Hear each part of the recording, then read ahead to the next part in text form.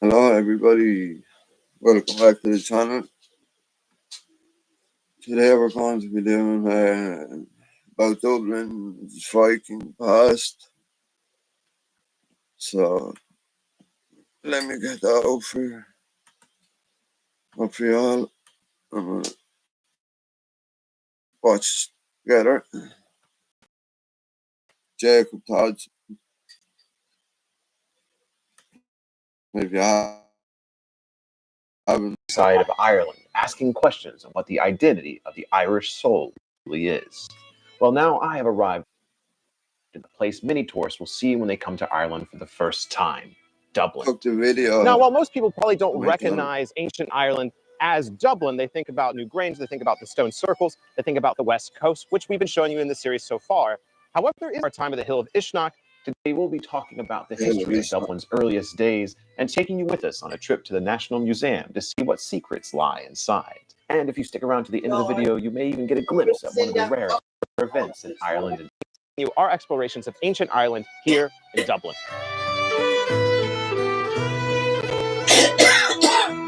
While it is commonly known that Dublin was founded by the Vikings, there is evidence, both written and archaeological, that some form of settlement existed here, at least to some extent, before the Vikings invaded.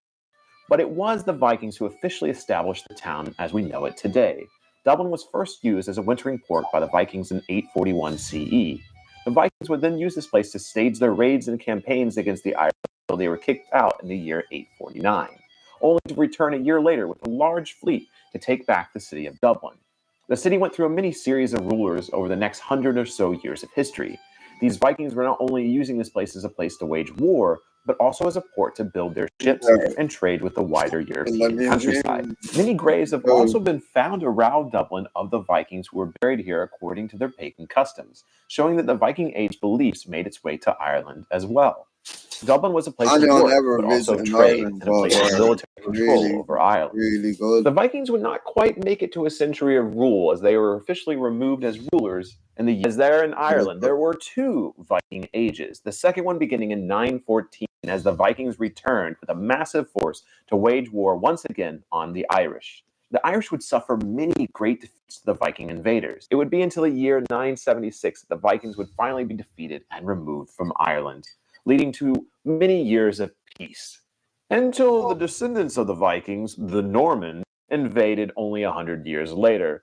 So this museum goes pretty quickly into the medieval. Like the downstairs is mostly on Dublinia, the founding of Dublin by the Vikings, and then quickly into the Norman conquest with Strongbow. So the museum itself, I mean, I'm a little jaded at this point. I've seen a lot of museums across Europe. This one's okay, but it's nice to see something talking about the history of Dublin and the fact that it was founded by Vikings. And it's very complicated history with lots of wars and battles, which hopefully I was telling you more about as this in the voiceover, because it's something that's really hard to transcribe in an in-person video. But I hope you've enjoyed this footage. The actual museum, it's been really nice. Not a lot of artifacts like this, like recreation things. I really want to encourage you, if you're getting into paganism, spirituality, from the Norse perspective or the Irish perspective, it's so much more complicated. There's so many more layers. So just make sure you're really digging into it. History is really fascinating. And that's how I came into spirituality. That's how I came into paganism, is from my love of history. And the Scandinavian, Norse, Viking era, interacting with the Celtic Isles. This is a really interesting point in history. And I think that's why so many people get interested in paganism. But it isn't just one thing. There's many layers, many stories, many kings, many battles, many heroes. And so it's just always fun to learn more about that. And now with Dublinia finished, Kevin and I worked our way through the crowded streets of Dublin to seek out some older history, and perhaps even some information on the mythology of Ireland itself, even though we don't know much about the mythos before the Christian scholars. All right, so having left Dublinia is cute, is the best way I would describe it. But again, the history is very interesting. What I'm hoping is the archaeology museum is going to have a lot more interesting artifacts itself. Hopefully by the name.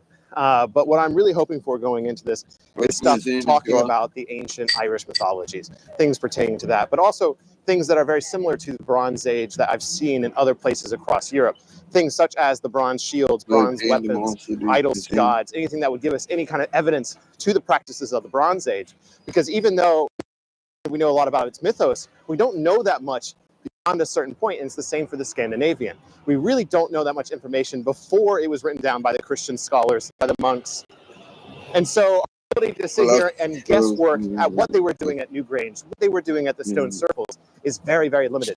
So anything, anywhere in the world that can give us any evidence towards what was happening in the pre-Christian. In the museum itself, sharing with you my thoughts in the moment. Or Kevin very quickly pointed out there were many signs that said no filming, so I decided to be a little sneaky instead. The Museum of Dublin is first and foremost free, which I always appreciate. However, it's not only free, there are many artifacts in here, not just of Ireland, but also from around the world.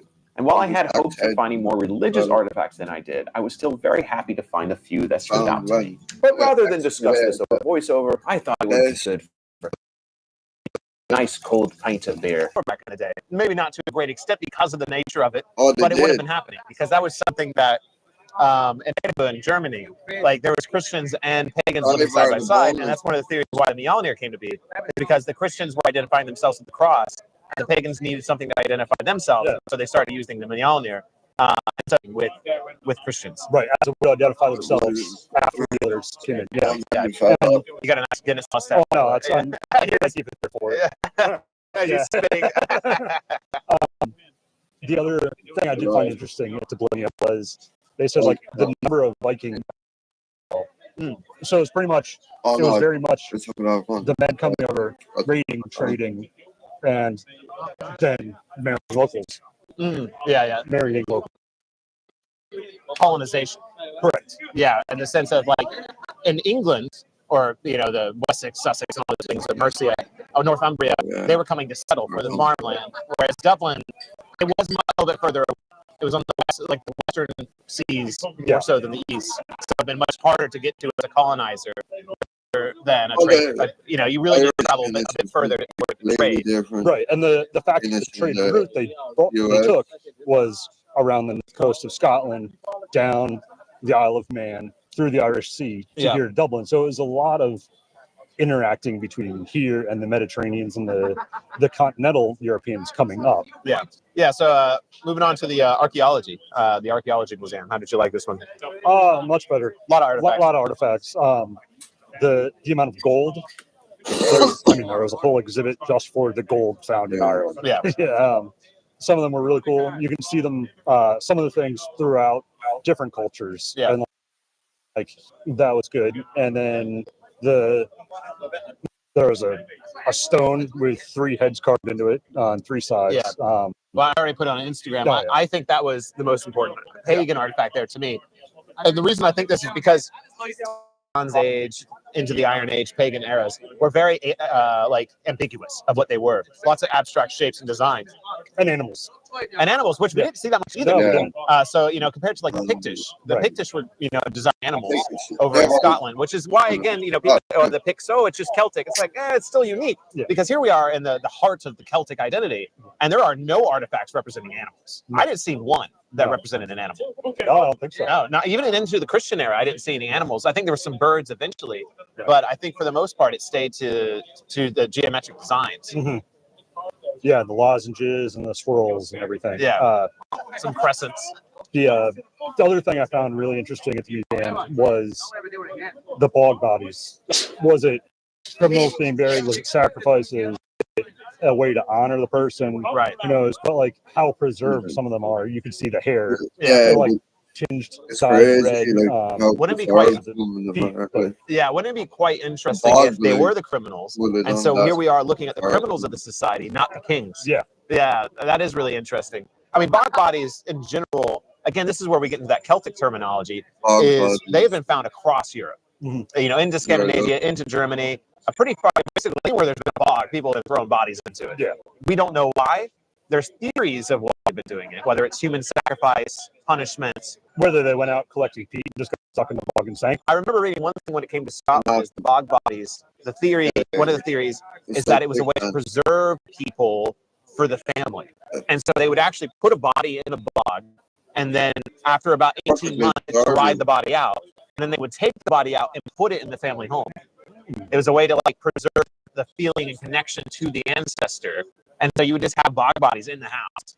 And so perhaps these bog bodies are the ones that Yeah, so that's the interesting thing about history is something, me putting on my archaeology hat is even though archaeologists obviously know more, they're much more research and have more education than I do. Learned. We don't know 100% the truth. No. Yeah, and there are multiple theories, and you're going to see it in every museum you go to. They have different theories, and archaeologists don't agree either. Right. I mean, like there's instances of the thrice killed man that was found in a bog. Obviously, a ritualistic sacrifice. It's definitely it. But the other ones, who knows? Yeah. Well, I think of like there was the totem in there, which I feel like was even though I'm sitting here like this is really rare. A wooden totem from before, 1000 or 100 BC or whatever it was. I can't remember quite. But in Scotland, only found one. So why is this one not giving prominence? Huddersfield is one of the most important figures in the Scottish National Museum. And power to the sea. And this one, the way it was limited and its ability to look at it and observe it was really weird. And the information, this is something you were critiquing, the information was very limited. Yeah. It's like, what was this? There's smaller ones. Definitely have your phone. Like sun medallions. Oh, yeah. Yeah, and they said they always came in pairs, and it did have like the sun cross on. Oh, yeah, definitely had the solar cross in it. Yeah, that was really interesting. And like they even had like design. I don't think I got a picture of it. That showed what they think people would look like with all this gold on it, and they even had like the gold gauges, and it looked very African tribal. Is this the artist imposing that culture into this? Don't know, but they definitely had tons of different. Some of the smaller ones were like. Through the nose, lots of little earrings. If you're making a spiritual trip through Ireland, stop in Dublin, just see the sites, connect with Ireland in the city. But make sure, you tune in. So we have still like 2. As Kevin and I retreated to our camper van on the coast to some much-needed rest, I also took this time to step away and record a vlog for my YouTube and Patreon supporters just long before these videos came out here on YouTube. So hey, if that sounds interesting to you, why don't you slide on down and join up to see all past and upcoming vlogs, as well as Q&A videos that I offer exclusively on Patreon and YouTube members. Anyways, when I was heading back to the van, I received a text that the Northern Lights would be visible for the first time around Dublin to those who could get into the mountains quickly. Since I have never seen the Northern Lights in my life, I ran back, woke Kevin up from his nap, and took us into the mountains for one of the rarest astrological events in Ireland in over 50 years. Here we are, night before Ishnach. Night before the celebration of Yaltana. We found a pretty amazing spot to do it. Again, I don't know. Oh my gosh, yeah. You can already start to see him a little bit. The Irish are the ones who created. Yeah, so we'll see. I'll show you any footage I'm able to get, but this is a pretty special moment for me. Very cool in the sun, that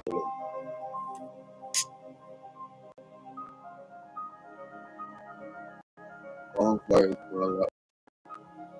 No, it's done all over, nearly all over the world.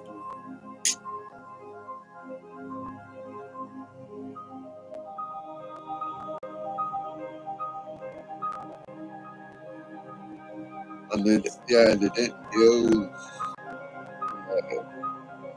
use turnips. Jack-o'-lantern.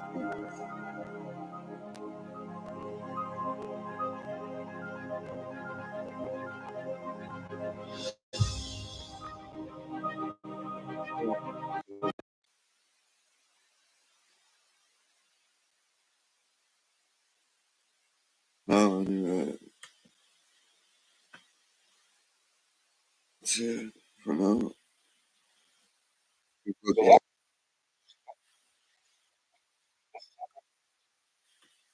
Until the next one, guys. Peace.